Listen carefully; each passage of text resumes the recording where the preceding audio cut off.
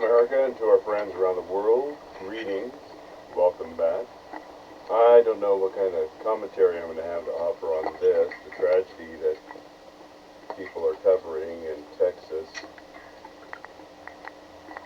I haven't had the opportunity to follow it, so this is my first exposure.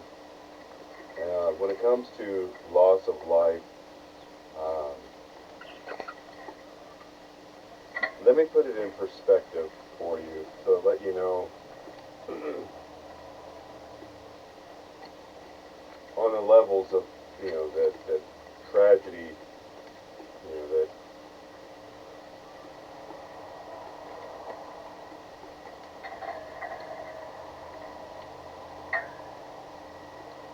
my experience is that tragedy paralyzes people when they don't know how to respond.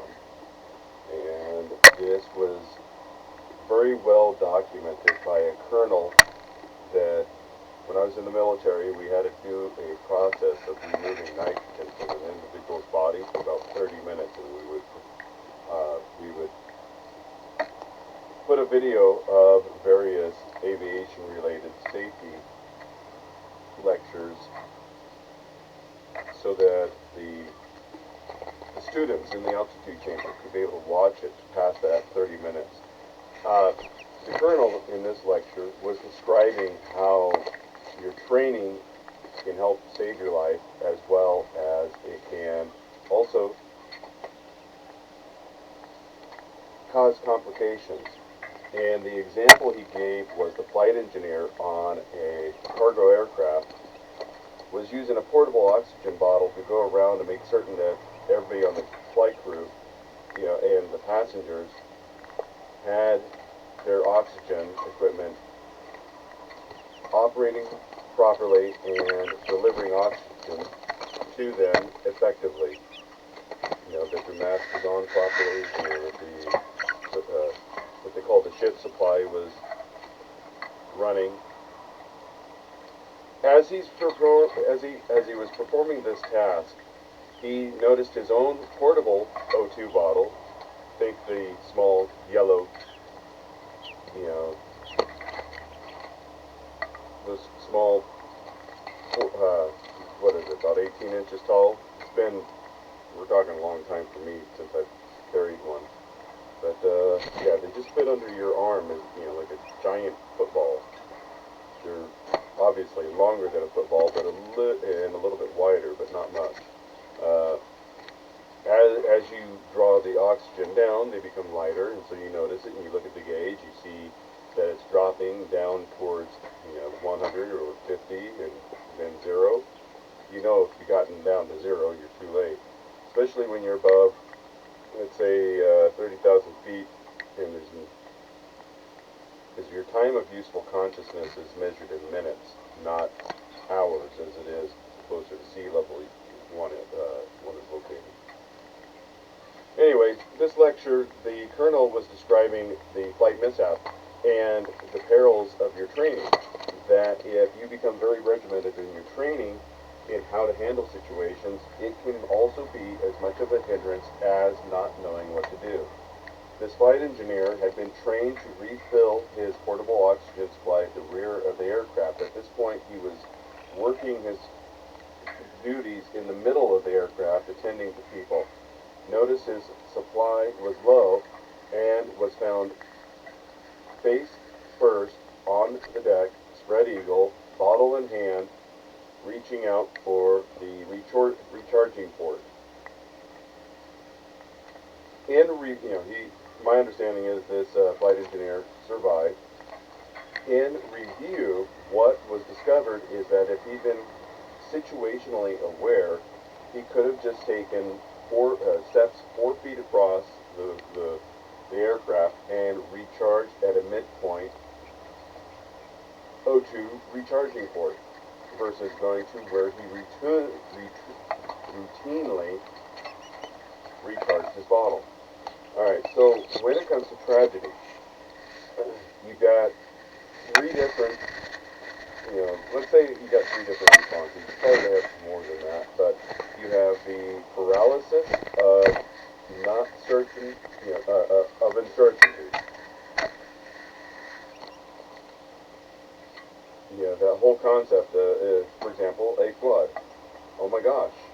but I have probably much more of a colorful expletive than that. And that overwhelming sense of, I need to leave. Do I go out the front door or the back door? Up on the roof. And in some cases, some people might actually consider the basement. Do I get in my vehicle and flee? Do I go north, south, east, west? And all of these decisions become overwhelming to the person that they end up being paralyzed into inaction.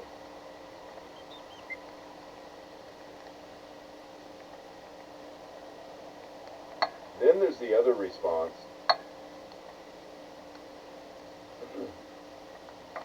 The person who is prepared, and they go into their automatic pilot of just as the flight engineer, and they perform their actions. But unfortunately, Mother Nature is a harsh mistress that doesn't do things according to plan. Your plan, for example, on the Oregon coast, there's a tsunami sign that states, move away from the ocean in the event of a tsunami. As you're driving south on Highway 101, and I remember asking my parents when I was a kid about that, and he said, well, tsunamis are giant tidal waves, and you need to get to higher ground. I mean, the geography is pretty black and white. On the Oregon coast, you have, on one side, the Pacific Ocean, and a couple miles inland, you have the Cascade Mountains. So you have two choices. You either go into the tsunami and drown and risk being washed away and whatever else would happen as a result, or you take a chance. And when I worked in the nuclear industry, there was a level of exposure that was considered 50-50, and that was, you got about as much chance of living as you do as not when you have this level of exposure. And that's what's going on with trying to outrun the tsunami and attempting to get higher ground. I don't know what the survivability rate is, but gaining higher ground gives you I'm sure, I have no doubt somebody has probably calculated it, that the more distance inland you travel and the more elevation per foot you gain, increases a percentage of survival than not acting. But Oregon is unique in that way that they have the Cascade Range so close to the ocean. But when you take something such as Texas, that is notoriously flat, there is no higher ground. I remember driving through Texas a few different times and leaving the last marks of civilization and seeing the sign heading westbound. As you leave, well, actually not even just Texas, but when you leave Texas and you cross into New Mexico and you see that sign that reads Los Angeles, 2,500 miles, and all you see in the horizon, I mean, as in like a half a day's drive horizon, are mountains, but everything else is flat, no buildings, no trees, no hills. Yeah, good. I just drove through the second largest state in America that felt like forever, and now you're telling me I've got just as far to drive again? Yeah, it's almost to the point where you want to pull over, get a hotel room, and take the most desolate vacation you've ever had. Anyway, back to the tragedy. Texas is flat. That region of America is flat. Flooding, should it occur, there's nothing to block it. There is no high ground other than a building. About 10 years ago, there was the case of the people, what was it, the Olstein Church that kept people out during one of the floods, and they received a lot of flack for that.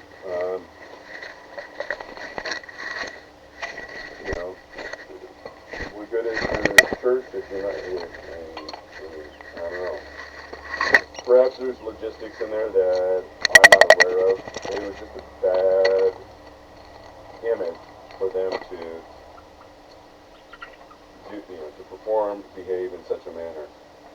Mainly because churches are supposed to represent that outreach, but it's an outreach to their own community. I just remember that this is not a isolated incident, a one-time off for Texas. This happens, not frequent, but it's happened a few times, and that was one of the standouts, was that incident.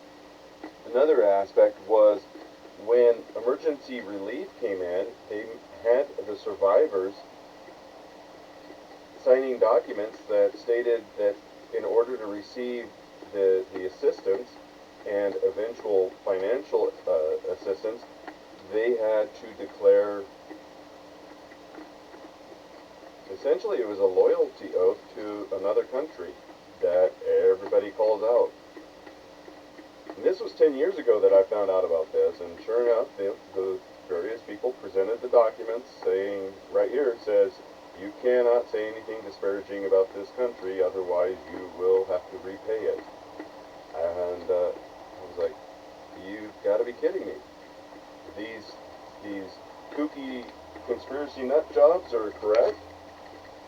Oh my goodness. Yeah. So be aware of that. Be aware that any government aid you get, that doesn't have that in the fine print. You might be, oh, but I'm a church-going person. I believe that is the holy land, and I'm going to be okay with not saying anything. Yes, because it's full of holes, both in their storytelling, because it is a story, and with all of the nonsense that they do, the violence that they do, both them and their opposition. Yeah. You got to be able to separate the political from the mythology, folks. Just be aware of that. Those two incidents, and I'm not saying that to take away from this tragedy. The tragedy is there has been substantial loss of life. There's been headlines, bordering on what's called yellow journalism, clickbait, maybe not clickbait, but click clout, emotional heartstring tugging, where apparently a medical professional was saying, oh, I'm happy that this specific group of children, as in multiple children, have perished. And I don't know all the details of that, but I've said it before. If you're, the only people that deserve any kind of ending are, for example, judges that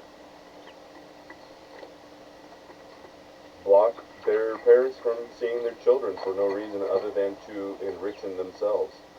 I've told you about how the Title 4D federal reimbursement, actually financially incentivizes judges to make large dollar rulings. I have an acquaintance that said that the trustee for bankruptcy also financially benefits. Many people have talked about it, that private prisons are invested in by judges who then financially benefit from their occupancy.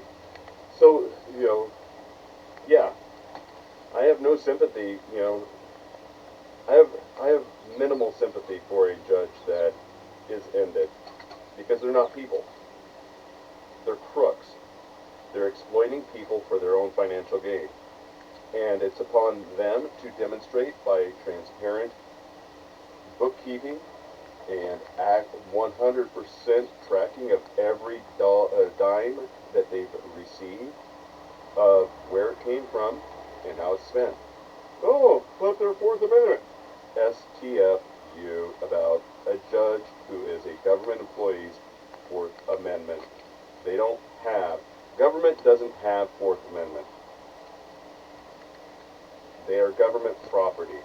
They are public property. You have a right to know what it is your government property is doing.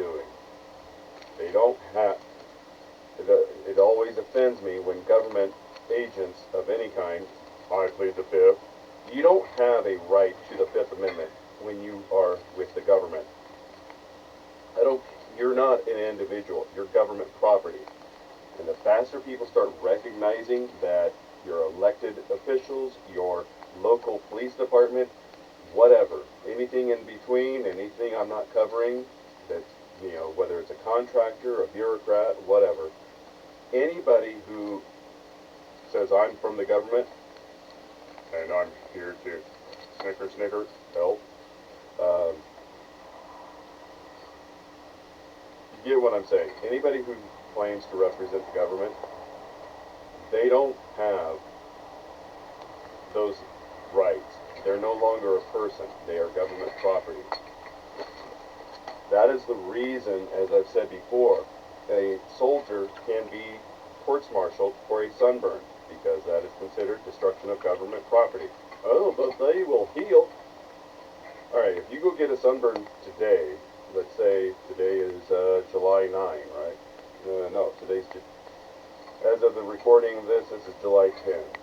So, you're a soldier, you go out on your Thursday, July 10, you go down to, let's say, Buckrow Beach, or, Fort Monroe there in Virginia, or even further south. Let's say you're out there at Fayetteville, and you decide to go to the Outer Banks, which are, about an hour and a half drive, and you get a sunburn. Well, that next morning, you were supposed to be on deployment, but because you were unable to deploy due to a sunburn, you now are in violation of the UCMJ, Uniform Code of Military Justice, because you're missing movement, meaning that you're unable to perform your duties because your unit is leaving, and because of your sunburn, you can't, and because of the sunburn that caused you to miss the movement, you are also being charged with destruction of government property. But the military is different than no, they're not. They all swear an oath that not one of them is upholding. Even Thomas Massey, that everybody champions as being, he's our only real even he has been outed for backing things that Biden pushed during that stewardship. So the fact that he's willing to, I'm going to try to cut the legs out from underneath President Trump, while at the same time I was willing to be support of, Steward Biden. Yeah, I don't know how to do a Kentucky drawl. My apologies. Don't get me wrong, I listened to Massey speak. I like how he presents the information. I find him to be a very intelligent man with his farming, his representation, his ability to articulate what it is that's happening in Congress, as well as his, what is it he called it, the flux capacitor that tracks the national debt. It's a little digital clock that calculates the national debt in real time. So, his ability to create these things, to do these things, to inform people, I think is great. But even he's not 100% America first. And you're never going to get somebody who's going to be 100% in alignment with what it is you either know or believe are your goals to be America first. But I can tell you right off the bat, not one of them in government is America first, because, well, if they were, they wouldn't be getting money from a foreign lobby, and it's not only one foreign lobby, there's multiple, and they've all made the jokes, they being the collective media and politicians, that there are many, what's called FARA. FARA is an acronym for Foreign Agent Registration Act.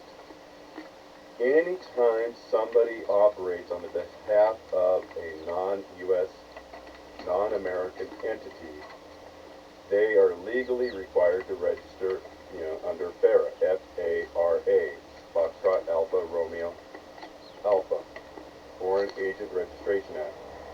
And whether or not they are registered under FARA or not, these congressional members need to be registered because they're receiving financial compensation packages from these foreign actors. And anyway, I'm getting deep in the weeds on this. I want to go back to the tragedy because, you know, that's what Bo's going to talk about in this video. I came close to flooding my bathroom with my laundry, so I'm going to clean that spillage up. Had an issue with one of my chickens last night. I thought I was doing a nice thing for the last 7 weeks, because I use a cat laser light with them to chase around every now and then.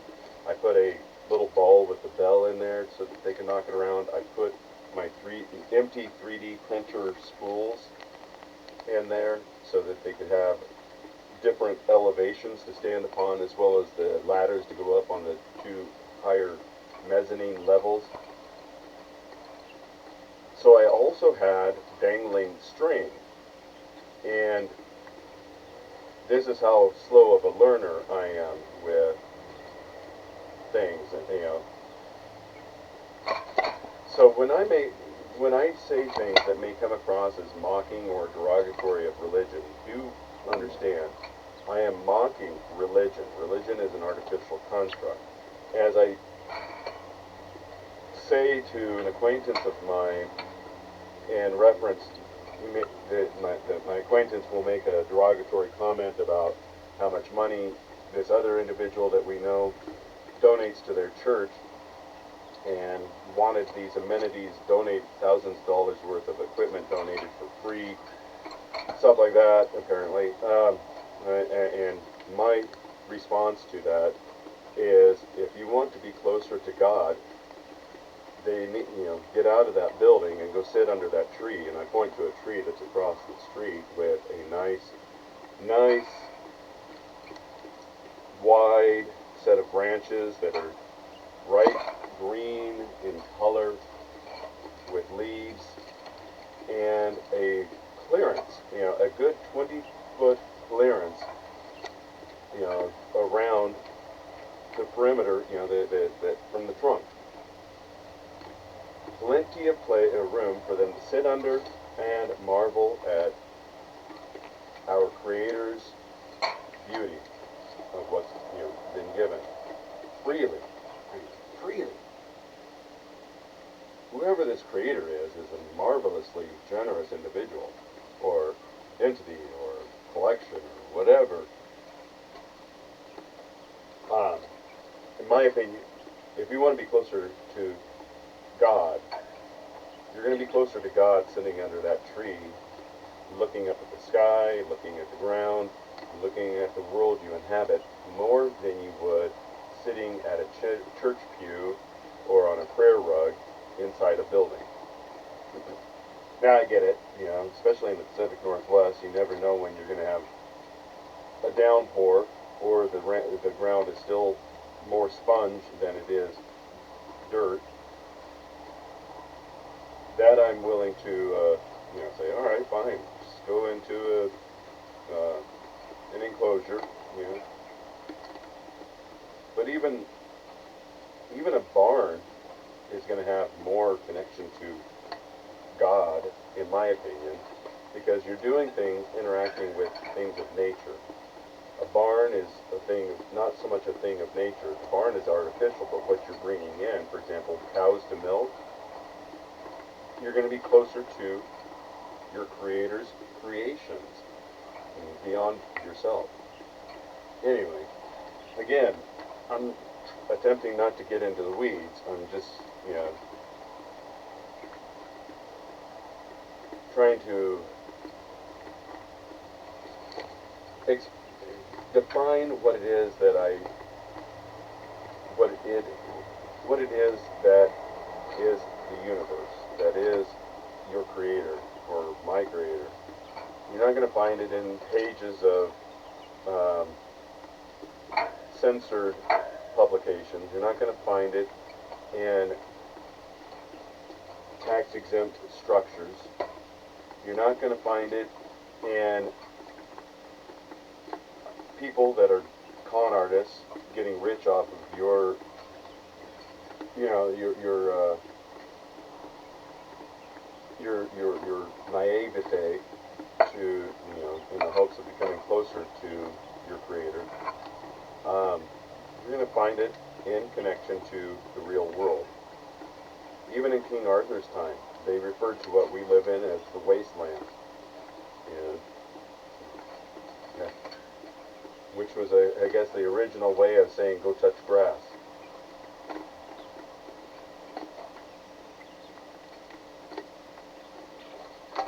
As I was talking about, though, I had doing laundry, came home, found the cat had left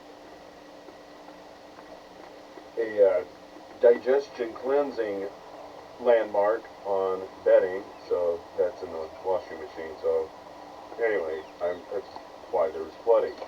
But also last night, going back to these toys and novelties that I present for the chickens, I had these dangling strings because I'd seen a video where somebody had shish kebabbed apples that chickens could peck at, but they were too young at the time to be able to peck at anything other than just the seed, at least my understanding.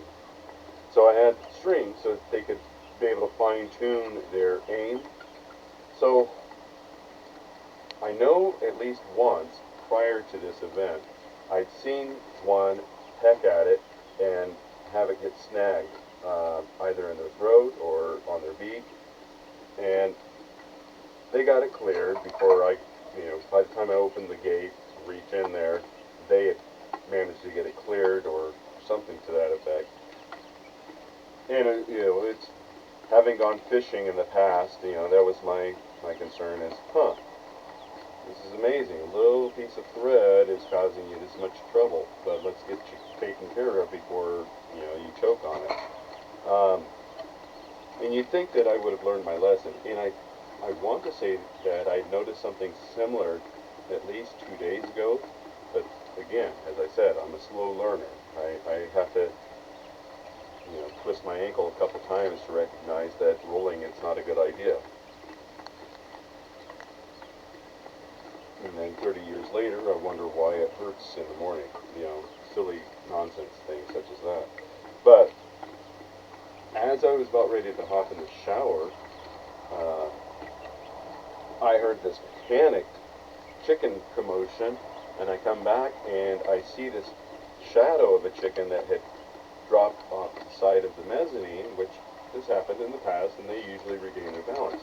And I walked in further, and I saw what was going on was the chicken was dangling off the mezzanine with the string in its, what looked like in its beak, but its beak was open, and the string was there, and I'm like, oh my gosh, you look like a feathered fish that had been snagged. So by the time I got the gate open, the chicken had regained its footing on the mezzanine, but I pulled the chicken out and trying to get the line undone, and I realized that the thread had wrapped itself around the chicken's tongue, or what I perceived to be their tongue. So I cut the string, pulled the chicken out, held the chicken on my lap, soothing it for a while, and turned on all the lighting, then set the chicken on a chair next to me. Tried to use my magnifying glass, but it was covered in chicken dust. Long story short, I was able to untangle this thread, this string. I cut the rest of the string off the kennel that they are inhabiting, and yeah, it freaked me out.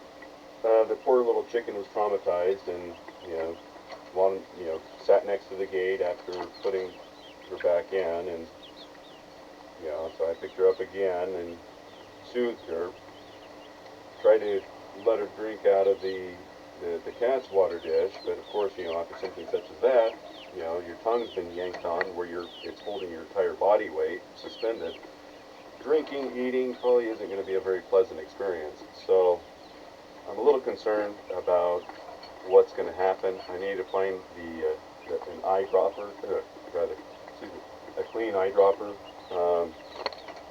So I bring this up to give you an example as to life and its tragedies. That trauma that chicken experienced, and then years ago, a cat that was my child's before my child died, that the cat still lives with me.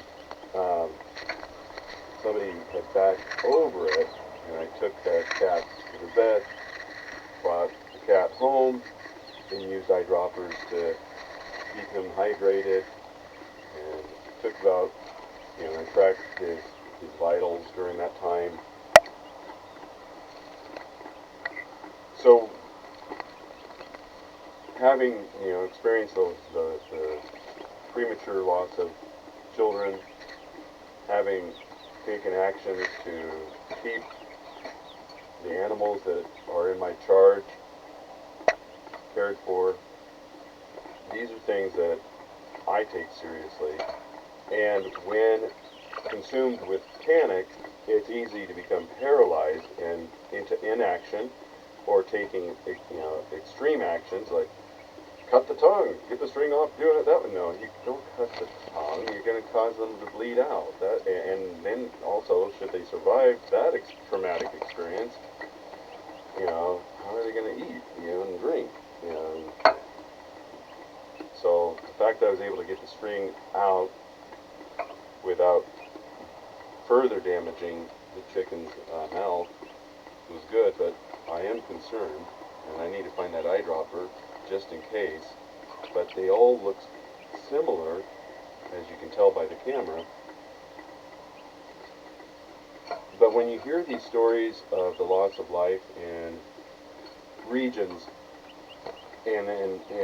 which is already tragic, especially when it's children,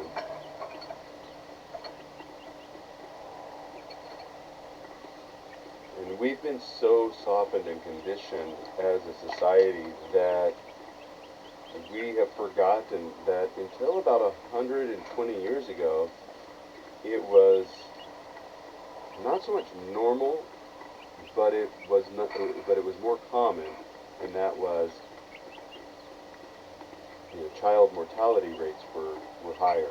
And I've no doubt somebody would be willing and able to look into what those numbers were previously. So we've transitioned from a society that used to value life and recognize that, yes, childhood mortality rates were higher. It was a bummer, but we still had work that needed to be done. There were other children to care for, there were family members that needed to be fed, work that needed to be done. We've transitioned from accepting that death is a part of life into a society that you have women openly rallying that outright genocide or infanticide should be a constitutional amendment, a guaranteed right, and that their voting habits are based upon such Moloch worshipping behaviors. So, I don't know. This is a very this is not a new thing. This is age old. It's cyclical. That it's done by choice, and it's a tragedy when it's not. So you have this medical professional apparently calling out, saying, "Good, I'm glad," which is just disgusting, isn't even an appropriate response. Anybody who's had children knows that parents, right or wrong, put all their hopes and dreams into that child, and that they can mentor them, guide them into becoming a successful adult essentially being a living legacy, and that loss of life represents a loss of those hopes, dreams, aspirations, recognizing talents that were bestowed upon them from their creator that will no longer be, you know, that will no longer be.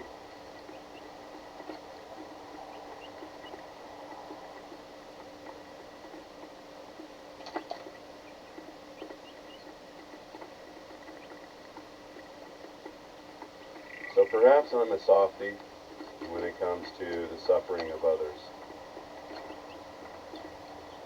It doesn't, you wouldn't think so based off the comments I've made in the past of certain, situations. But in my opinion, there is a very distinct difference between those that we are charged with their protection and those who abuse their positions of authority or power, whatever you want to call it. For example, when an adult abuses a child and other adults hide them, bleach blonde bimbo, Bondi, I have no sympathy should leftists do something vile to if somebody said, oh, Pam Bondi was attacked and is now on life support, for what reason would anybody care? She's a liar. She's a evil. For evil to triumph requires only for good men to do nothing. These people are clowns. They have put themselves before those that are the weakest among us, whether it be animals, whether it be children, whether it be the sick, elderly, infirm, disabled. It doesn't matter. They have put foreign invaders, foreign nations, government whatevers, their insulation, their protection, their security, their interests, their finances ahead of victims. I have no sympathy for the violence that comes upon them. And this is not me saying that I'm rallying for it. This is not it at all. It's saying that as an adult, when you have a position of power, a position of authority, if you're commissioned to be a certain, to perform certain duties, one must do those duties to the best of their ability. Not pick and choose what duties they're going to perform and which victims they are going to protect, or how they're going to flip it on its head into our current Alice in Wonderland, or Alice in, through the looking glass, topsy-turvy type of world of, oh look, the people that funded me, they're the victim, even though they're the one that's actually guilty. Perhaps this is the way it's always been. Perhaps it's only been the exception for the last 250 years where there's been a period where some of them were held to account. I don't know. But to celebrate the tragic ending of children, to celebrate the tragic loss of life because of elements, whether it's whether it's man-made horrors like Lahaina in East Palestine or Flint, Michigan, or it's Mother Nature, Texas, North Carolina, Tennessee, Florida. It doesn't matter. People that have been victimized, it's not a time to celebrate. Oh, yeah, guess you got what you voted for. That was it, that fat cow on one of those See You Next Tuesday morning shows. Overpaid, overfed, too much hair dye, too much makeup plastered all over her. You got what you voted for, you people, you dumb hicks, and wherever. Yeah. A lot of us are guilty of calling it out. I call it out about Portland. You know, I've called it out about California. But these are real people that are victims of circumstance. For whatever reason, they choose to stay in these areas. And a lot of it is, where else are they to go?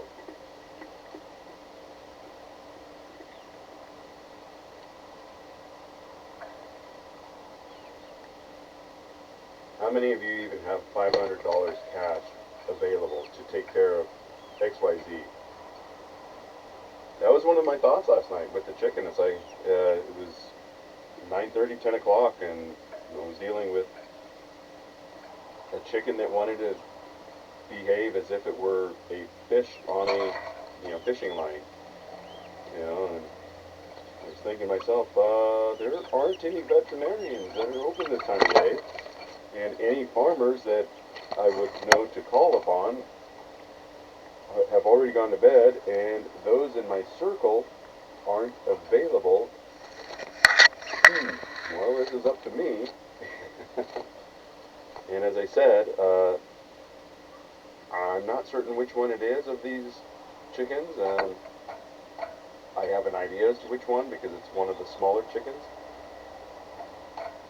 But I need to be able to track to see if there's one in particular that's not drinking, not eating, and I'm going to have to pull it aside and use an eyedropper, a clean eyedropper, to get water into it at least.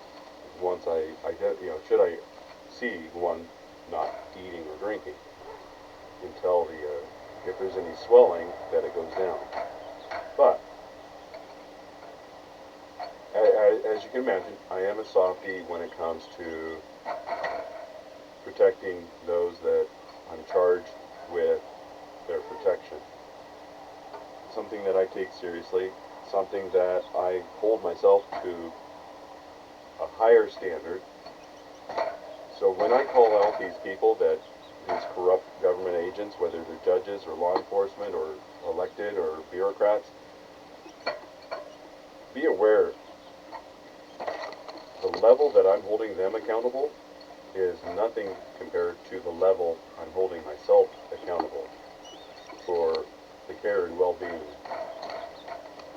And that's the reason it bothers me, because my standard isn't being met, and in my opinion, my standard is not very high. It's just following. Oregon, for example, doesn't use the oath. They use something else, but essentially it's the protect and uphold the law. One of these days I'll try to pull it up. I've got it saved somewhere in my notes. But anybody that's joined the military, you know what I'm talking about. That oath you swore when you signed your papers to protect and defend the Constitution of the United States of America from all enemies, foreign and domestic. There's more to the oath than that. But each individual who has ever been connected to the government has done something similar, where they have taken an oath. Every 4 years, the Chief Justice of the Supreme Court stands in front of the President, the about to be sworn in President of the United States. And that is what we all watch. That's back before we had YouTube, Rumble, Odyssey, Twitter, Instagram, cable channels. Back in the day when we had Channel 2 ABC, Channel 6 CBS, Channel 8 NBC, and the independent KPTV 12. 3 of those 4 channels would have the inauguration playing. You didn't have much of a choice but to watch the swearing in of Carter or Reagan or of Bush. It wasn't until really Bush that enough people had cable that you could actually watch something else. Anyway, I'm digressing. I'm getting into the weeds. I've been going for 45 minutes just on valuing life and being consistent and stepping up to your obligations. And there's a difference. What you're compelled to do by force is not your obligation. What you're responsible for is your obligation. Do recognize there is a difference. This court has ordered you to pay alimony, for example, for the individuals out there. No, that's a compelled thing. You are now you're providing welfare to an entitled individual. Doesn't matter who it is. They're non compos mentis. You're now been ordered by a court into what's called peonage. P is in Paul, E is in Echo, O is in Oscar, N is in November, A is in Alpha, G is in Golf, E is in Echo. Peonage. It is essentially it's debt slavery. You are obligated to pay financing or pay monies to multiple parties because not only does the adult who's incompetent and should not have any rights to vote or do anything other than live in a mental ward receive money from you, but the court benefits from your your court order, and they call it obligation, but it's not. It's slavery. So do recognize what the two are separate. Children you bring into the world, that is your responsibility. Animals that you take into your household, onto your property, whether it's for livestock or for pets, those are your responsibility. Maintaining your property is your responsibility. Being a good neighbor is checking on your community that others are doing well. That's not an obligation. That's just being a good neighbor. You learn to recognize the difference. And that's what's needed in places such as Texas now. Not this, oh, that's not a tragedy, that's good, or whatever that was, however it was phrased. I don't know. I'm just seeing the clickbait, click-clout, headlines. So let's see what's going on. As I said, I've been going on this for quite a while. I've got some laundry to work on. I have some anxiety going on with the chicken stress from last night. I mean, there's all 12 are still alive, but I am concerned about leaving for any length of time. That will there still be 12 living chickens when I return?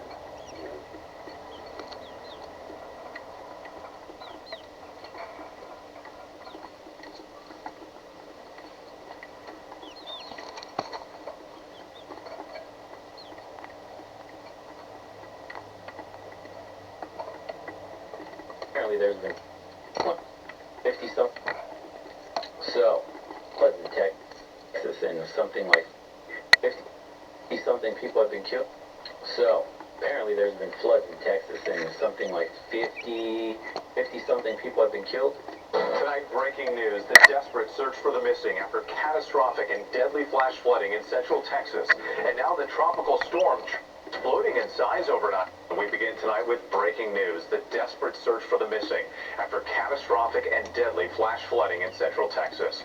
More than 40 people are dead in Kerr County, including more than a dozen children swept away in the fast-moving floodwaters. These new images showing the devastation and destruction at Camp Mystic, an all-girls Christian summer camp where dozens are still missing. But the total number of those unaccounted for is unclear. The floodwaters swiftly washing away homes and vehicles, leaving behind a trail of mud, debris, and heartbreak. In neighboring Travis County, flash flooding also turning deadly, with several still missing. The severe weather threat in Texas is not over yet, and now a new tropical storm, Chantal, taking aim at the southeast. Our weather team is standing by with the forecast, but first, ABC's Maria Villarreal leads us off tonight from Kerrville, Texas. Tonight, deadly flash flooding engulfing several parts of Texas. Authorities say at least 40 killed. 3 deaths are being linked to major flooding in Travis County overnight, and at least 11 are still missing. The San Gabriel River today also overflowing. Flash floods there prompting evacuations. And in Kerrville, just north... Rest in peace to those that lost their lives. I wonder what the government response is going to get. I know Texas expanded the national emergency that they declared earlier, but what is the federal government going to do? I'm curious. West of San Antonio, first responders continue to battle treacherous conditions as the death toll rises to at least 43, 15 of them children. Authorities now saying they are moving from rescue to recovery. What makes you feel like this has gone from rescue to potential recovery? Because there is a difference. We will eventually get to the recovery. Crews searching for the countless still missing from those devastating 4th of July floods. But those still missing include over 24 young girls from Camp Mystic. These images showing the devastation at the campsite. The beds in the cabins complete. Could you imagine being a parent and you drop your kid off for summer camp and then you get this kind of news? Jeez, man. Completely upended. An all-girls Christian summer camp that hosted over 750 kids. As far as I know, other missing, we do not have an accurate count, and we don't even want to begin to estimate at this time. The Guadalupe River rising 26 feet in less than an hour. How is that possible? How can a river rise 26 feet in less than an hour? No warning? Whatever, like, okay, flash flooding, I understand, but seriously, no early warning of some kind. 26 feet in 1 hour? How does that happen? Do you understand? That's 2.5 floors. Look at any building you're looking at. If one floor is 10 feet, that's 2.5. That's fucking insane, bro. Almost 3 stories. 1 hour. Imagine you see the water coming and you climb up a tree, okay? And then you go climb up a tree. Yeah, did some dams break? Something. Do we have an explanation? Was there a catastrophic failure of a dam? How else can you possibly explain 26 feet in 60 minutes? Do you understand that even if you're a good climber, climb up some fucking tree, even the tree probably wouldn't save your ass? Or do you escape the power of the flood? You see how the cars were crushed? Video showing some of the aftermath. Debris stuck in the upper branches of these trees in Center Point, Texas. Keep in mind, as I was describing the Oregon coast, the tsunami sign, and it's not a big sign, it's actually very pathetic of how singular and small the sign. Keep in mind everything you just said. How rapidly can you ascend, and is that ascent going to provide enough elevation to make it worth the... You're up a telephone pole. It's not like you can go, jump to another telephone pole that's taller. There's a gap between these things. There's a gap between one building to the next. There are no real outcroppings of these items enough to go from branch to branch and ascend higher. These buildings are pretty much, they're not smooth, but they're not designed for exterior climbing without proper gear. Telephone poles, same thing, yeah, they've got those little, handholds, footholds on the side for utility workers, but it's not as if you're going to tightrope over a power line that's probably been washed away or has the potential of still being charged and end you if you don't know what you're doing. Because if it's not grounded right, blah, blah, blah, saying, oh, the power station's knocked out, there's no, still a charged line. Do you want to take a chance? I mean, I guess if it's drowning or electrocution, it's kind of a S in one hand and C in the other. I don't know, folks. I don't have the answer, but as he was saying, the image of the people going to a rooftop waiting to be found by aerial response vehicles. If it's a river swelling 26 feet in an hour, what more did it increase in height the following hours? How much higher did it get through the next 10 hours, 24 hours? That seems high enough to be capable of wiping out all the homes in a localized area. But I'm not a construction guy. I don't know.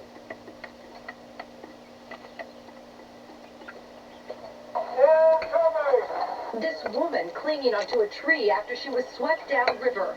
Lorena Guillen runs Howdy's restaurant nearby. For the 4th of July in Kerrville, when it was perfect weather for fireworks, this place was packed. I mean, every single hotel, RV park was full. She says all the RVs here were washed away. We had all the EMS and rescue team trying to save the family that was at the river, clinging for life, and they couldn't get to them.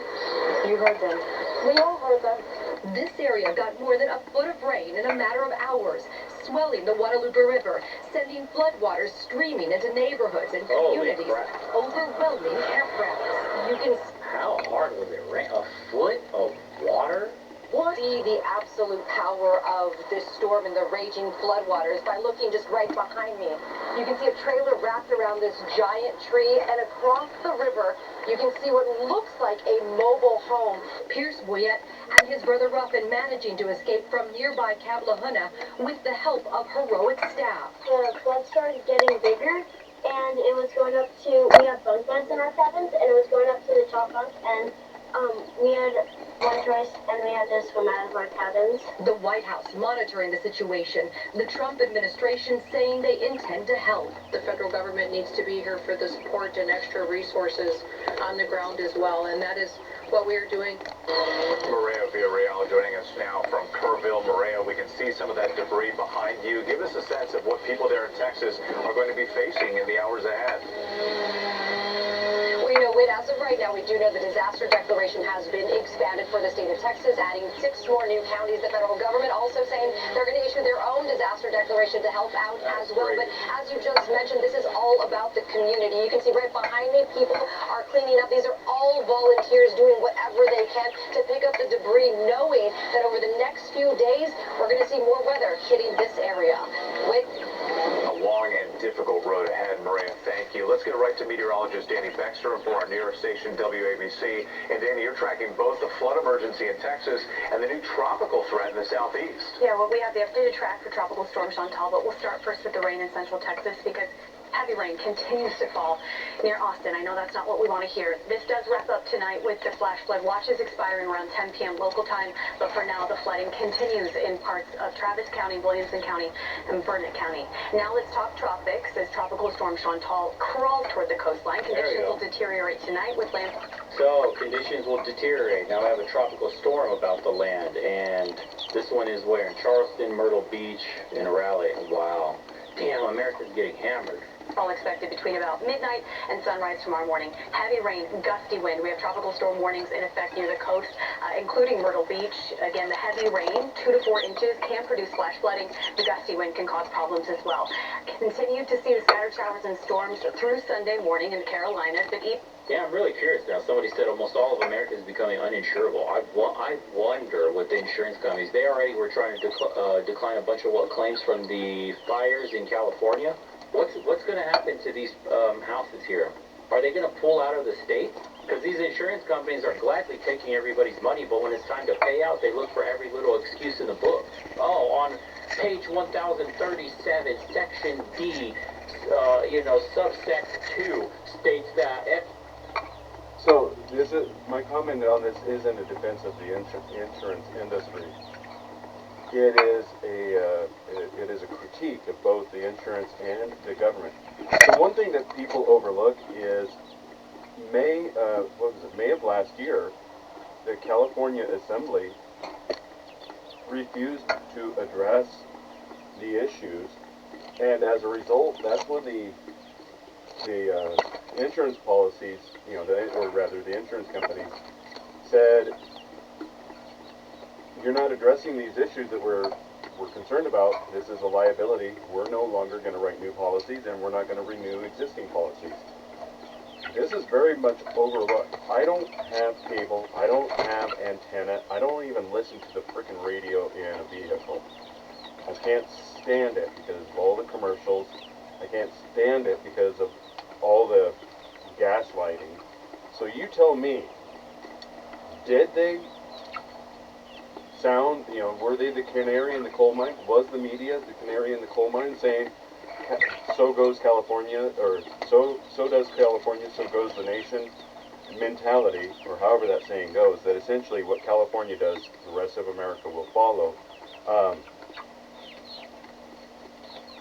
Was there a media, the legacy media, that sticks X in the hammer and others call it, rightfully so, because they're, I think they called themselves that originally, but they're irrelevant, and this is a demonstration as to how come I don't pay money for cable, or buy an antenna, or even listen to the radio, is for what purpose would I be funding something that has no interest or no duty to report factual information?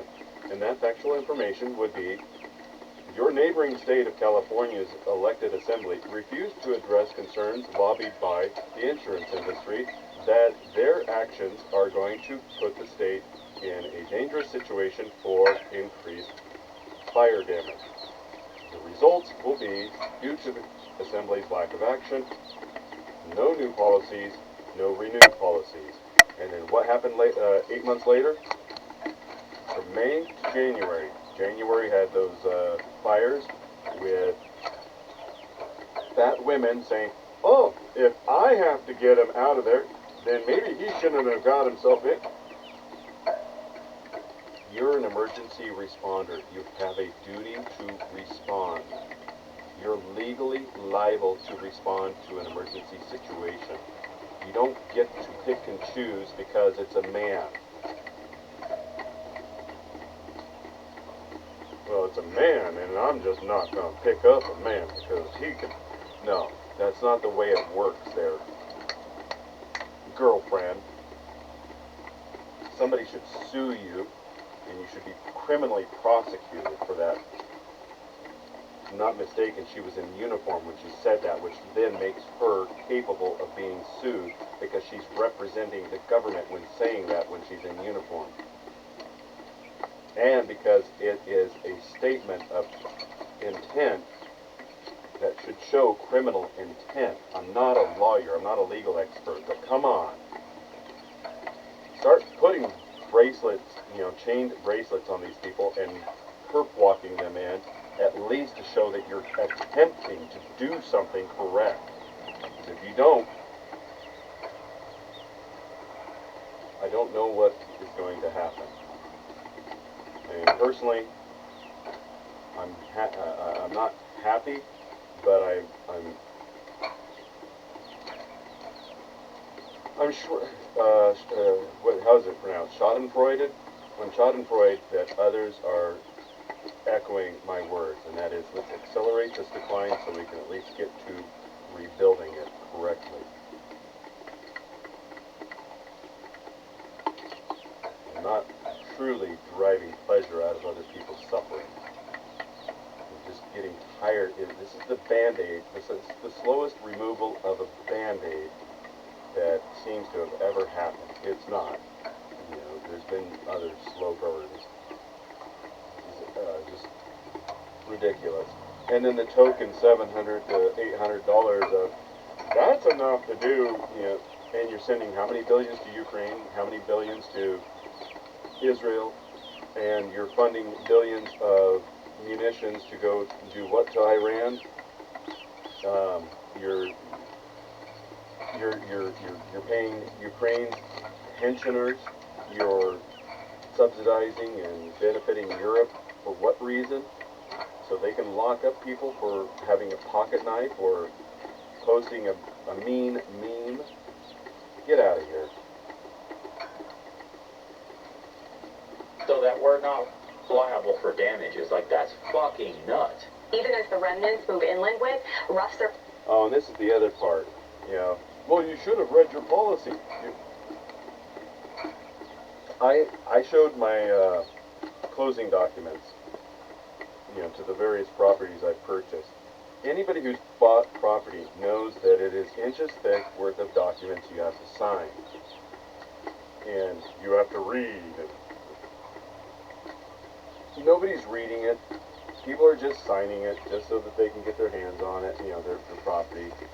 The same thing with insurance. Nobody's reading it. They're just reading that it covers, this is the section that deals with,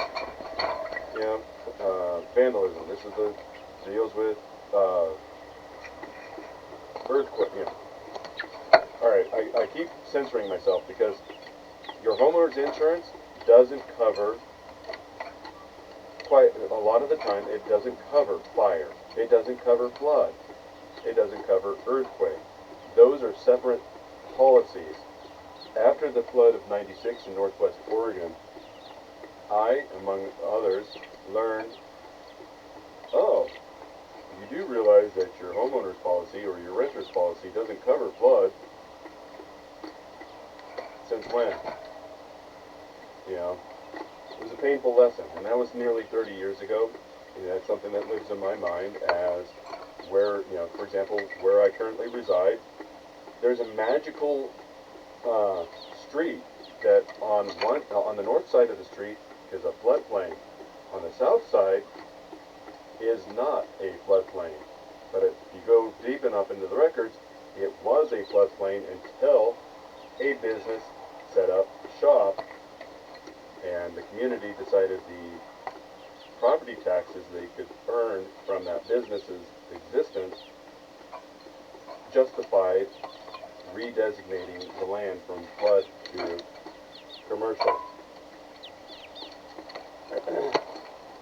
So I'm very well aware that where I currently reside is a floodplain. I tell others that if they have a homeowner's or renter's policy, to make certain that it has a flood provision.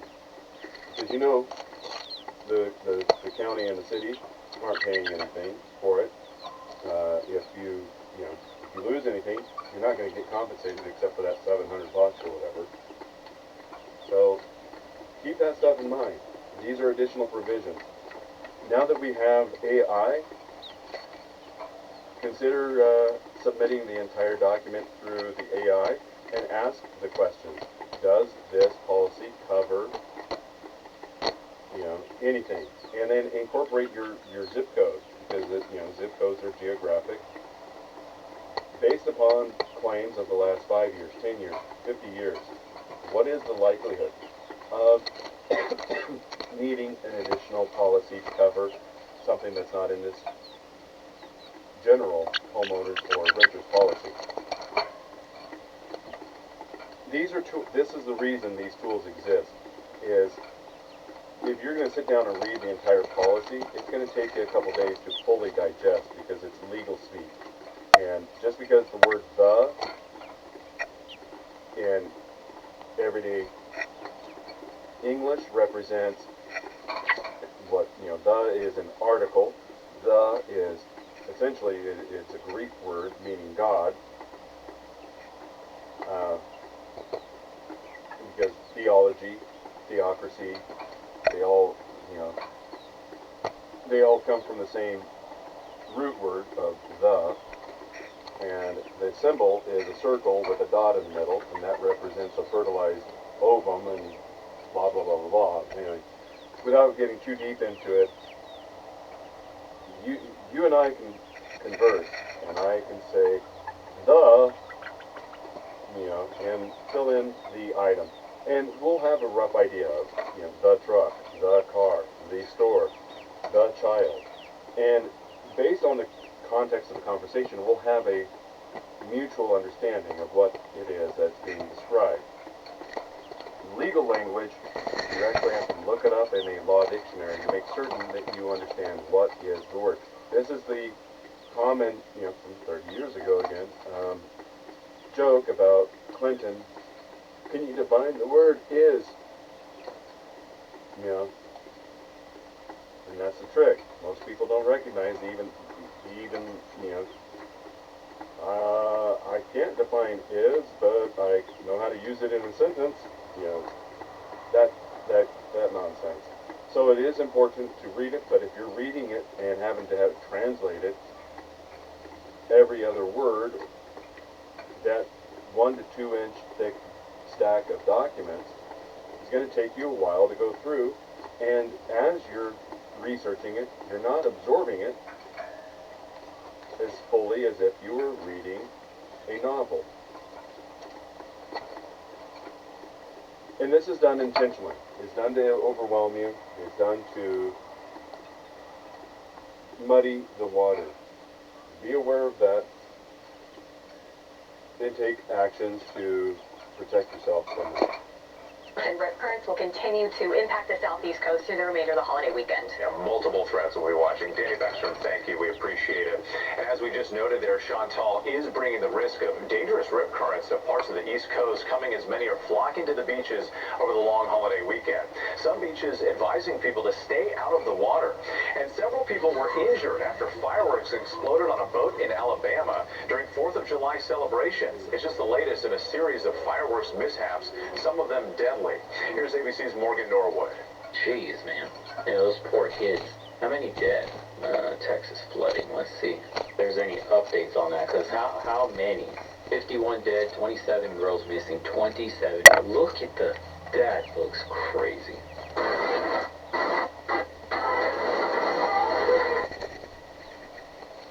The loss of life is tragic. It's permanent. I was upset about the potential of losing a chicken barely 12 hours ago. Imagine if it's your aunt, uncle, cousin, parent, your mother, father, grandmother, grandfather, your niece, your nephew, your son, your daughter. It doesn't matter the age. Your neighbor, your best friend, your co-worker.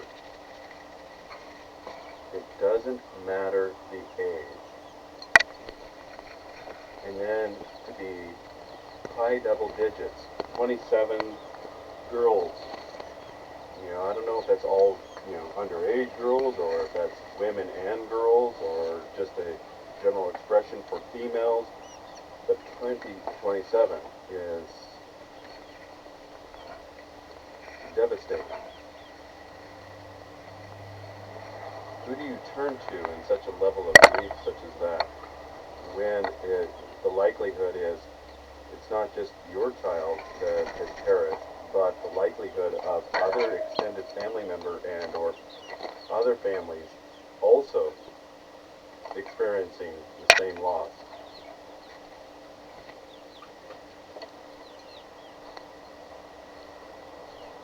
"51 total souls so far," is what he said, if I'm not mistaken. And this was 2 days ago that it was uploaded. So the numbers could even be higher since then. And by the time this is uploaded, later today or tomorrow, those numbers could be revised up, hopefully down, but loss of life is permanent once it's, you know.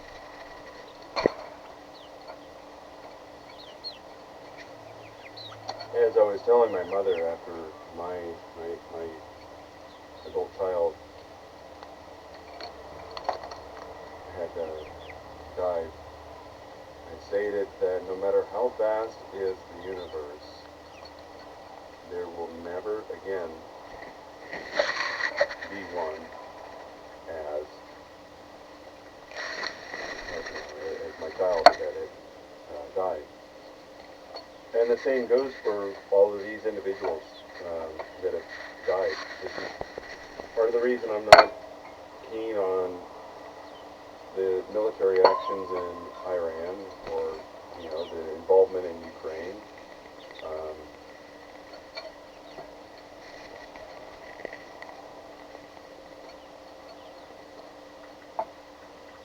Oh, you're just soft.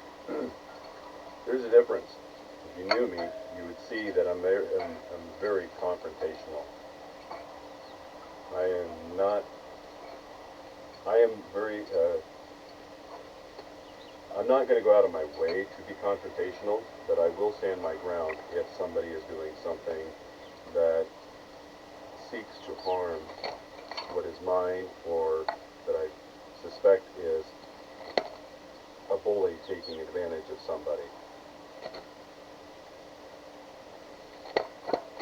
I'm not the only one. I recently met a man who had witnessed something else that resulted in if I'm not mistaken, a Scappoose or St. Helens teacher being terminated because of their lack of involvement. But this man stepped in and did what needed to be done to protect someone from being bullied, from being physically attacked. And the teacher was just spineless, weak, cowardly.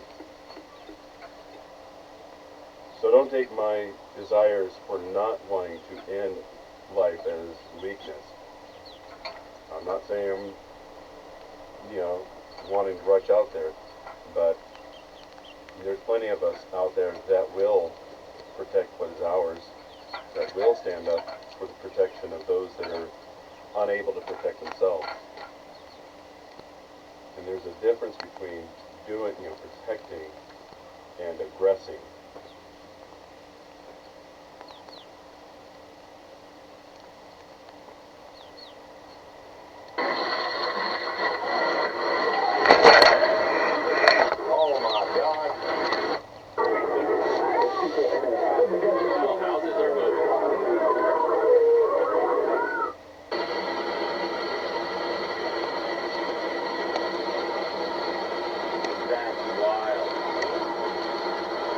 Texas was gripped by chaos as a slow-moving storm system unloaded a torrent of rain across the hill country, submerging entire communities. Kerr and Kendall counties were among the hardest hit, with homes, roads, and lives swallowed by water in the dead of night. Oh my God, oh my God. Oh no. Oh my God. What the? Oh no. Someone's in the car. Get out! Someone's in that car. That's crazy. Get out of your car! Oh Go my. where? What they're reacting to, what he's reacting to is what looks like a Honda Odyssey being swept up in the water current with somebody trapped inside.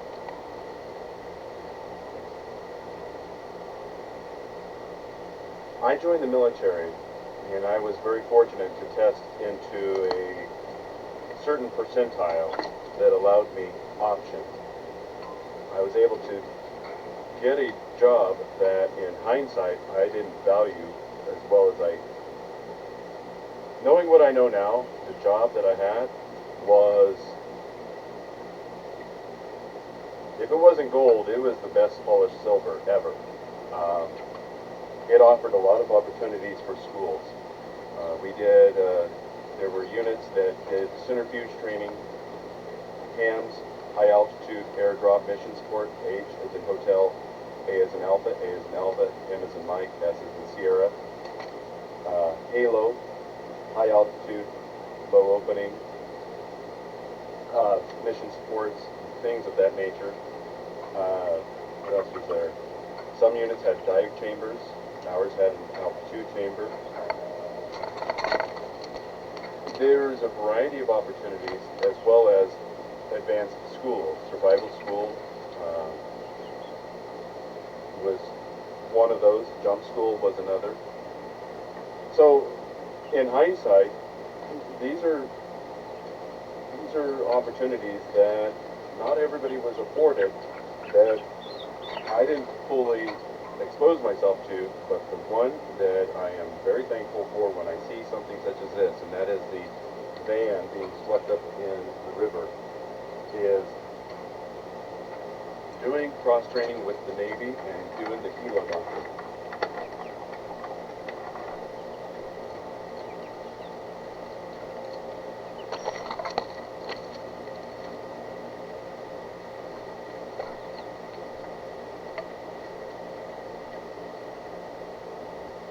keeping an eagle eye on that washing machine to make sure I don't overfill it again.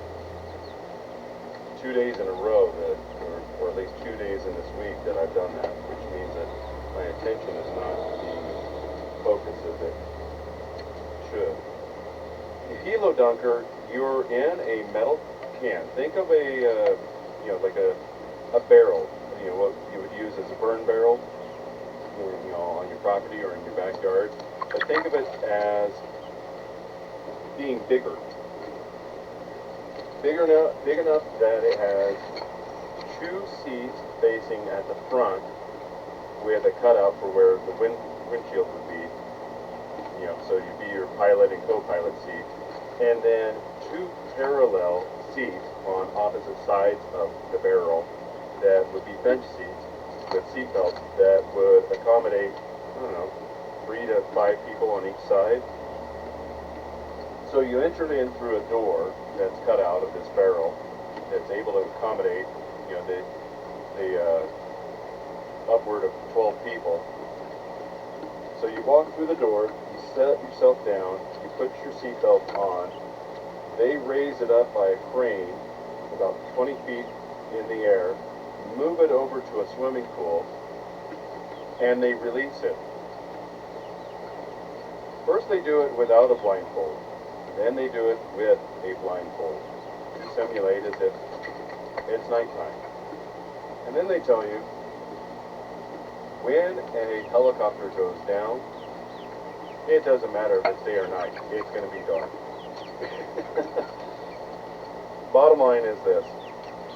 Having had that experience, I have a better appreciation of what it is to do in a survival situation that most people aren't trained. Whether or not I'm ever in that situation, whether or not I'm going to remember my training from 30 plus years ago, I can only hope that I will. So I see something such as this, and the immediate thought is, why aren't you doing something instead of standing on the shore? Well, what are they going to do? They get in the water, they're going to get swept away. Is water strong enough to sweep a van, a mini van? So what chance does a singular individual have at resisting that level of a current? I am a strong swimmer. I can go to the lap swim pool and bust out anywhere from 1 to 5 miles easy and still go and do what I need to do for the day. So, if I'm going to hesitate and recognize that it's a strong current, what chance does another have? Well, tie a rope. What good's a rope going to do if it gets snagged? Or, you get snagged and you get into what's called an undertow, which is, just because the water's flowing at one speed on the surface doesn't mean that the water is uniform. The water could be flowing at a different rate of speed, closer, the deeper you go. These are all factors that you have to consider.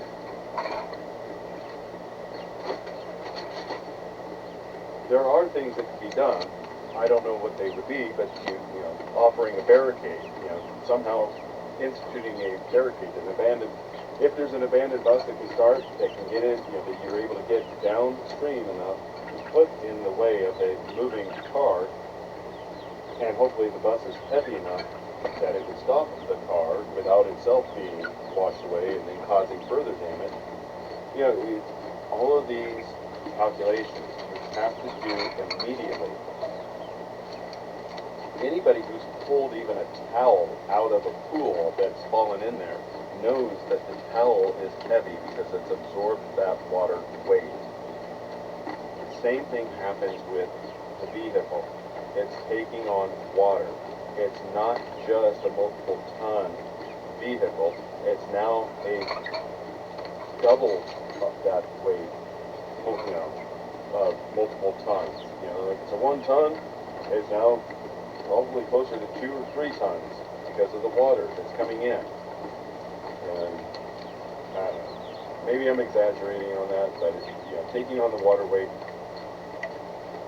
And as everybody knows, the more weight something takes, the more difficult it is to stop it. Go where? If it has the power to sweep a car away, where do you go? Get out and swim? Where? Bye.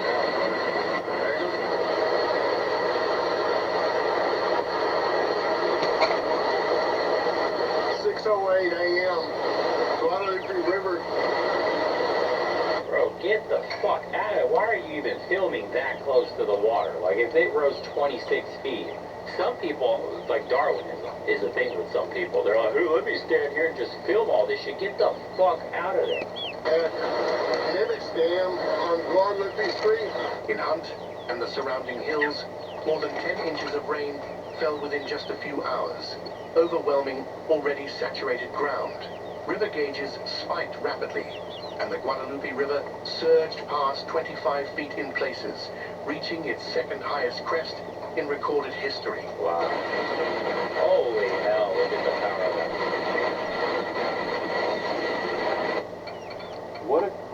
What a concept our society has devolved. Most people will run away from danger. Animals will run away from danger.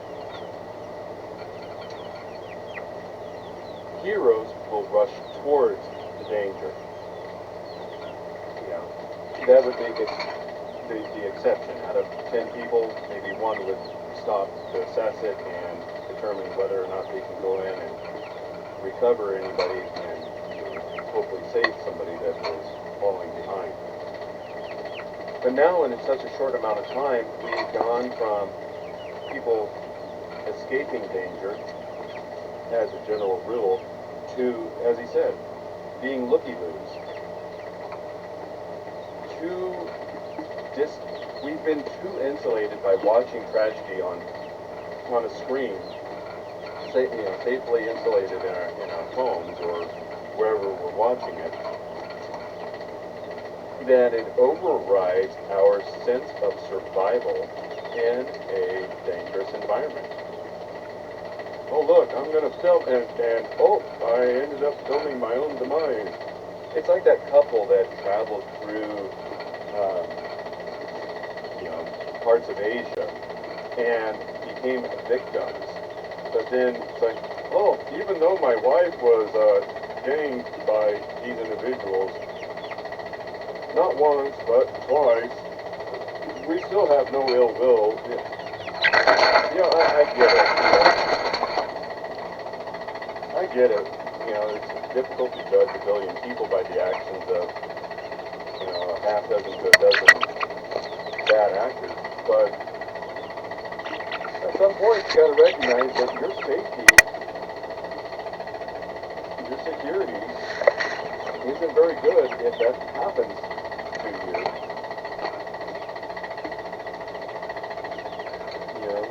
You have no sense of survival, no self-protection if you're going to put yourself in a dangerous situation. I'm not saying you have to behave as a scaredy cat and be like creeping around, afraid of every shadow. That's not what I'm implying.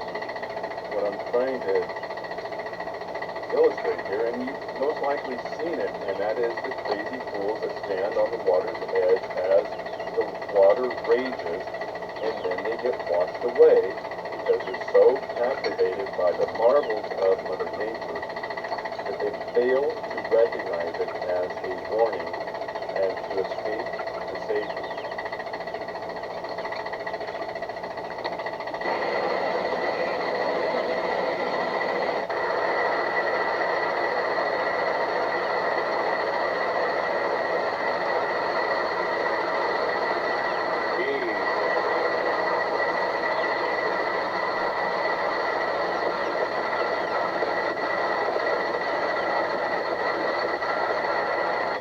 Swam in a river or creek and felt the power of water, it doesn't even, you don't know how completely useless you are and at the mercy of Mother Nature if you've ever jumped in a creek that even has decent moving water. Just a creek, let alone this. How much you can get, how easily you get swept out by water of this magnitude, I can't understand, I can't overstate to you guys actually. Fuck, man. jumped off of waterfalls before. I've jumped into creeks that had fast-moving sections. There's no out swimming, nothing. It's hard to even stay afloat, to get air. This is crazy. Water rushed into neighborhoods without warning, turning highways into rivers and backyards into lakes, catching families off guard. Drivers abandoned vehicles, campers fled in darkness, and 911 calls poured in as the emergency escalated across multiple counties. 1812 Coke Street. Still waiting on water rescue. If anyone has any boats or jet skis to help us get my in-laws and... Yeah, you gotta do a sheet. Basically, go to the roof immediately. At 26 feet, you have to be on the rooftop. You're not escaping it on the second floor. The other elderly on the road out.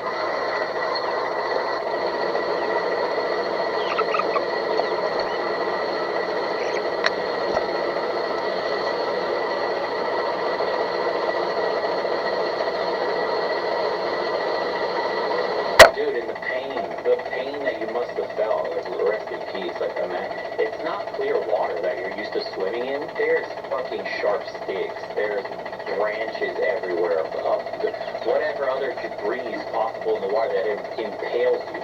When you're being dragged by the current at that kind of speed, and even something small, like a stick, will impale your body under that murky-ass brown water. You can't even see.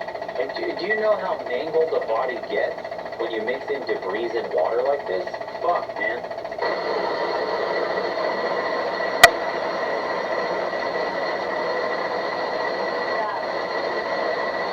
Confirmed fatalities rose throughout the day as the storm's toll spread across Kerr County, Hill County, and the Concho Valley.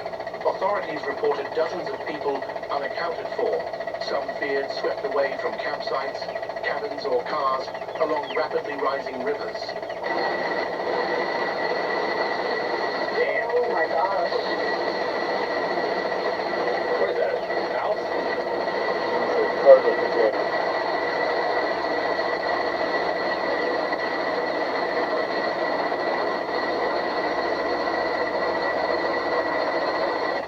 Yeah, if you're blessed enough to buy property in the United States, you have to do some serious research on places that are tornado prone, flood prone, whatever else prone, honest, fire prone.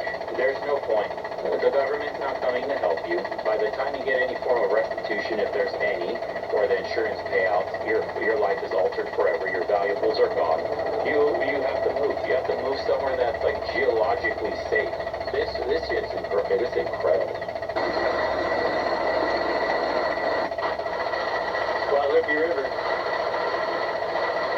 This is 173. Not good.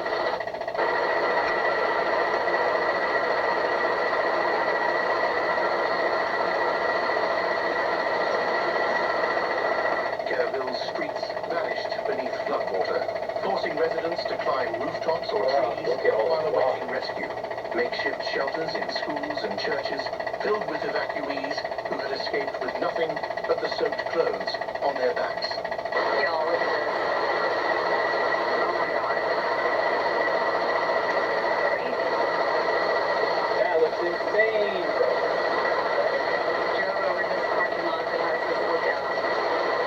There's other people here doing...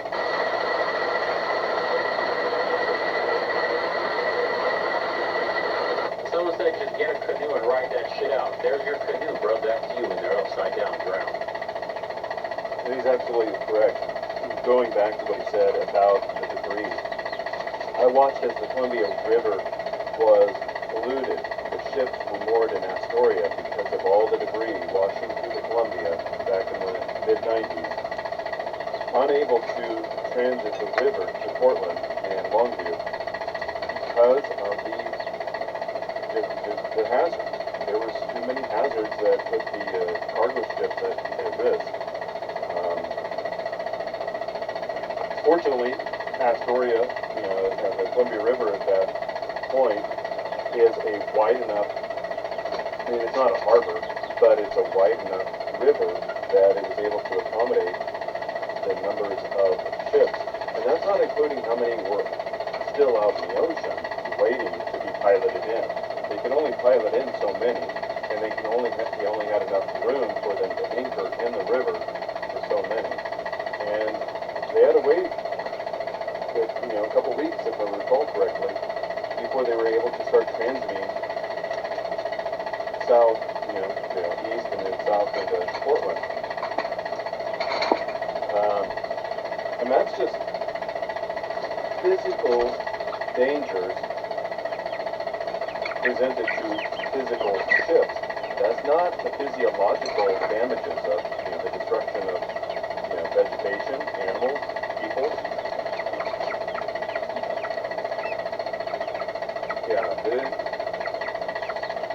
During my portion of private investigating training, we didn't have to do hands-on. We were introduced to it, but water damaged bodies. There's a reason that there's some services that are not done open cast.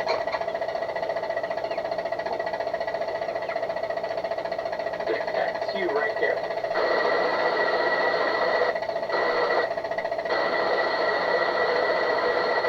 We're having major floods in Kerrville, Texas. Look at this stuff.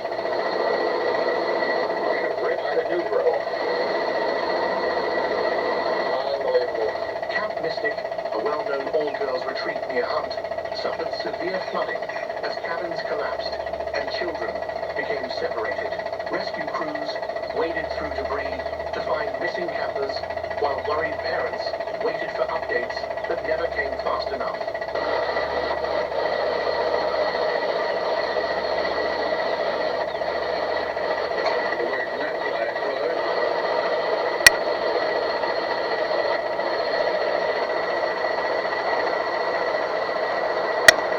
Is this the worst one in years?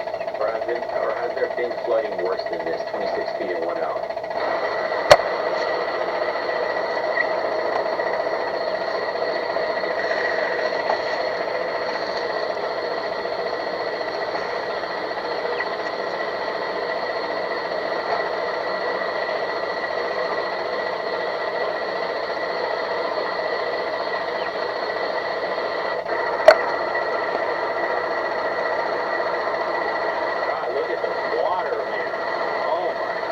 Other camps, including Sierra Vista and Rio Vista, took on major water damage but reported no children present when the storm struck.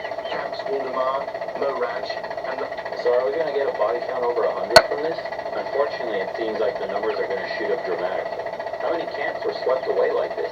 A junta reported that all staff and campers were accounted for, though access remained dangerous.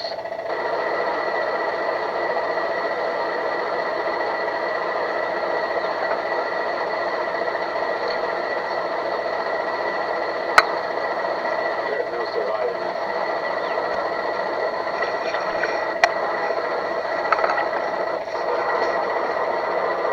So said most camps were closed for the 4th. Wow.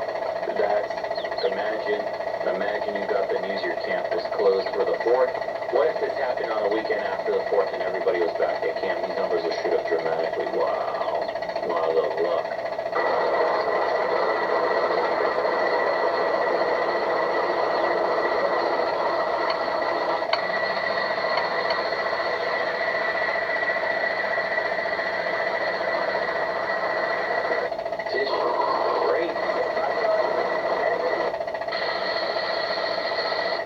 Swept off foundations.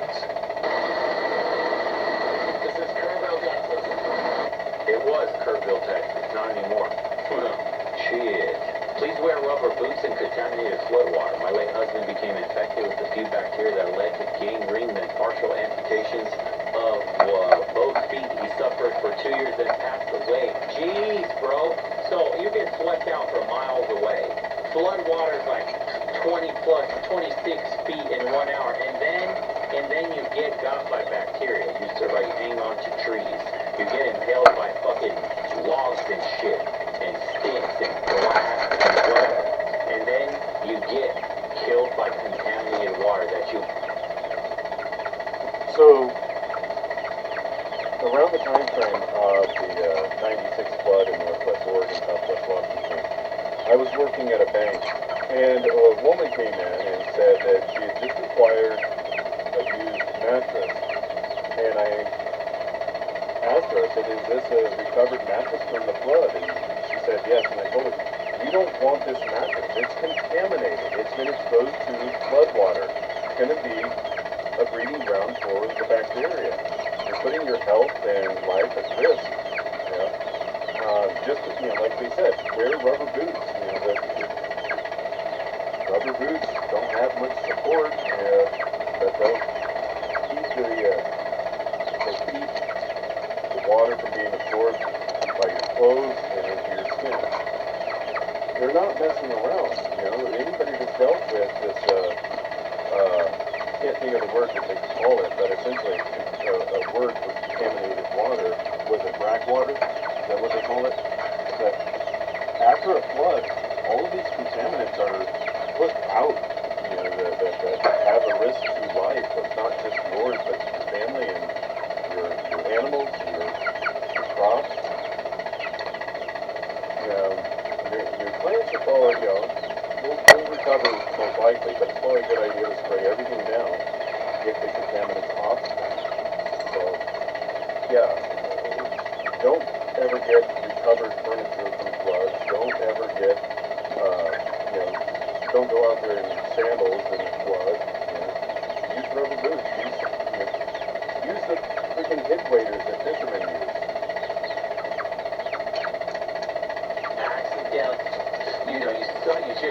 It went down your throat because your gasping brain is trying to survive being sucked in by undercurrents and shit.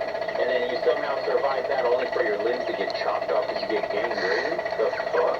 But we got Canoe Bro. He's like, I'm just canoe my way out of this. Dude's upside down. You just swallow a little bit of water and then gut that shit out. Enjoy half of your fucking body chopped off by gangrene. Unreal. Those poor kids. Survival stories. One of the hardest hit spots from the flooding, as Mike mentioned, is Camp Mystic.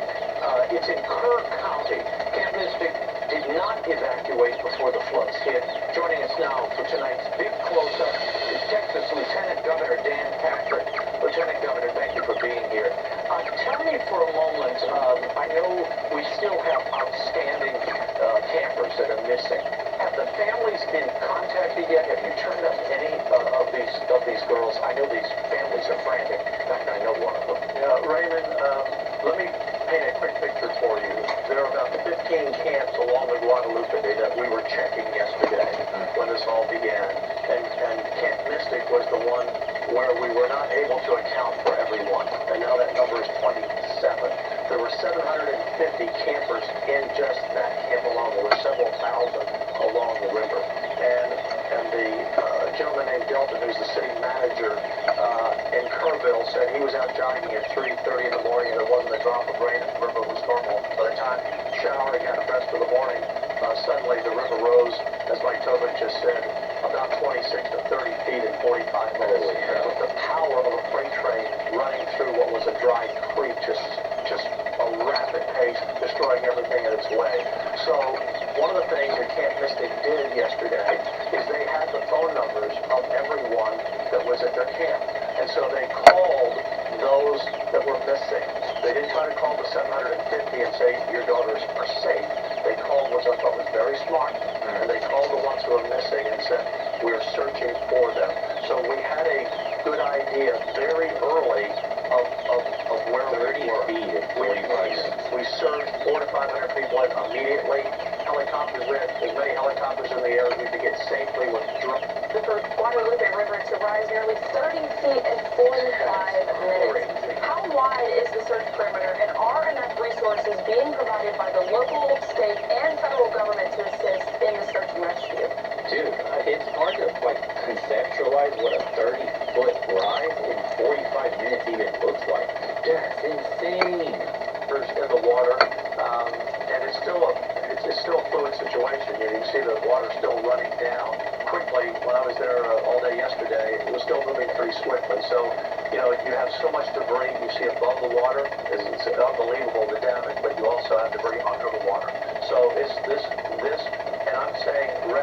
recovery. We're doing both. Yeah. If we find a child or adult. Oh no, these are the kids that are missing. Dude, that sucks. Alive, we're rescuing them. And if we find someone, a deceased individual, then we're going to recover them. So we're not giving up this rescue attempt. We're holding out for miracles that can still happen. I'm overwhelmed. I have 8 grandchildren, guys, and I talked to one of the parents of the missing children this morning who texted me, and all I can do is just say, I'm going to hug you when I see you. There are no words except, again, we stand on the rock of our faith, and we'll do everything in our power to find your child, hopefully alive, and to find your child if not. And so these 27, and again, there were many visitors there. This was a 4th of July weekend. It's a town of 20,000 in the middle of kind of central Texas, in the hill country as we call it, but there were thousands of visitors. So we don't even know, in terms of the people along the banks and the tents and the rental properties, we don't even know all of those people yet. But there was an entire family swept away. The soccer coach at the high school, his wife and himself, and children. I know of another family, the entire family swept away. This is the hardest event I've ever been involved in 10 years as Lieutenant Governor. We've had a lot of tragedies. Anytime you have children involved, it's the worst. And we've had children involved in other tragedies. But the parents who didn't know, that's what hurt the most. Many of the parents knew, and again, all the other camps that were down the river, they accounted for everyone. It was this one camp and this one area of the camp that was low, where most of the young girls, 10, 11, and 12, are missing, or saved, or deceased. So it's a very hard time. I flew back last night late, and I was next to one of the divers, and I said to him, I don't want to mention his name, I said, did you rescue anyone today? He said, only those deceased. This is hard on everyone. It's hard on these families, and I just want the families to know we will not stop till we find your child. Absolutely. Lieutenant Governor, I want to ask you about Camp Mystic. According to the Associated Press, both AccuWeather and the National Weather Service sent out warnings about flash floodings before the devastation. There was a general flood warning that went out about 12 hours before and a flash flood warning that went out about 3 hours before, but it was sent out very early in the morning. Now, AccuWeather said that the camps in the region, including Camp Mystic, should have been evacuated. So did Texas officials do enough to warn campers? $1 million question. And should they have been evacuated sooner? I will leave all those questions to be answered later. Right now, we're trying to rescue anyone we can find alive and recover those. What happened to the warning systems? Who's liable for this? That are deceased. But I'll say this, that the National Weather Forecast predicted minor flooding, minor event a day before. And when that warning did go out, I have all the charts I've seen. When that warning went out, it was about 12 hours before, and the flash flood was 3 hours before 5 in the morning. So we'll go back and examine all of them. How did that happen? So, someone said ban this guy? 1 second. There you go. That's so sad for the families, damn. Well, the one thing always to remember, and I don't know if there's fault, we'll find it and we'll fix it. Why is it always so fucking late with everything? So annoying. Why do we only make changes when it's like life lost? Do you notice that? Every single fucking time there's changes that need to be made, it's only after people lose their lives. We move at the last possible fucking moment that we possibly can. The short answer is cost. People are people, and I use that word generally, are reactive. Just as I was describing at the beginning, the situation with the chicken getting that string wrapped around its tongue and getting itself, injured and having to get it recovered and try to protect it. I didn't pay attention to the signs that would be a safety hazard, and now I'm fully aware that it's a safety hazard, and I'm trying to look at things more with a critical eye as to what in this habitat for the chickens could be a potential hazard. I noticed almost right away as they were aging, the first couple weeks of having them, that they are scavengers, that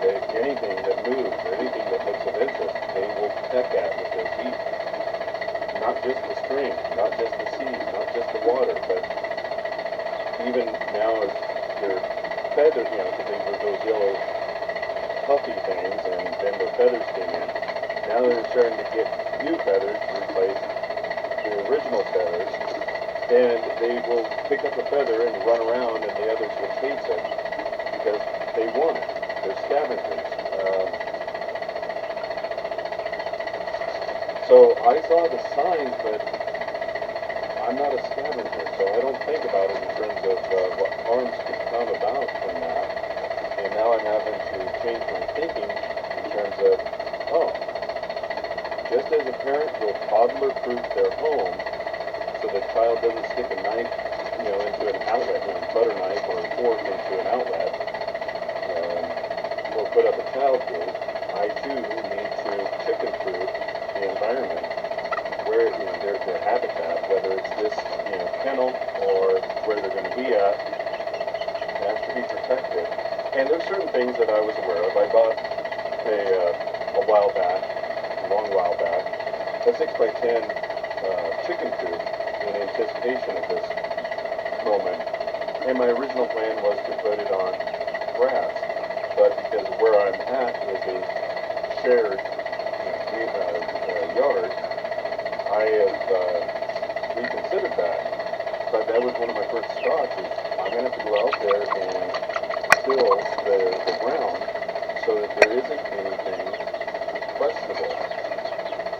And that meant that I would have had to gone out there with a rake to see how much dirt was actually going to be out there, followed by, if it was only a surface level of dirt, how much dirt I'd have to bring in to accommodate. But I have a different plan, which, the enclosed porch that I mentioned with the gate that my neighbor, my friend, welded together.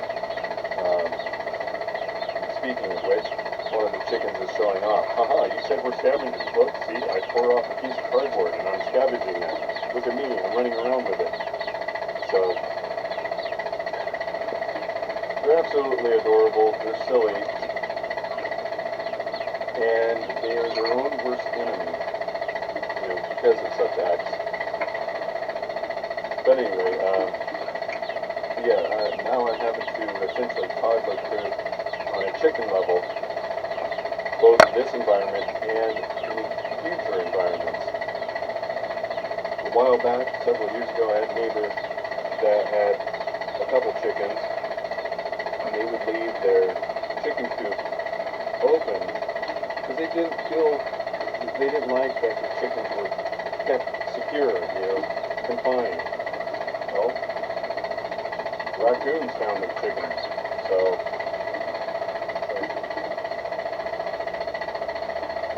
you cannot, emotion is good because it prompts you into action, but emotion is bad because it causes you to wrongfully take action that puts things at risk.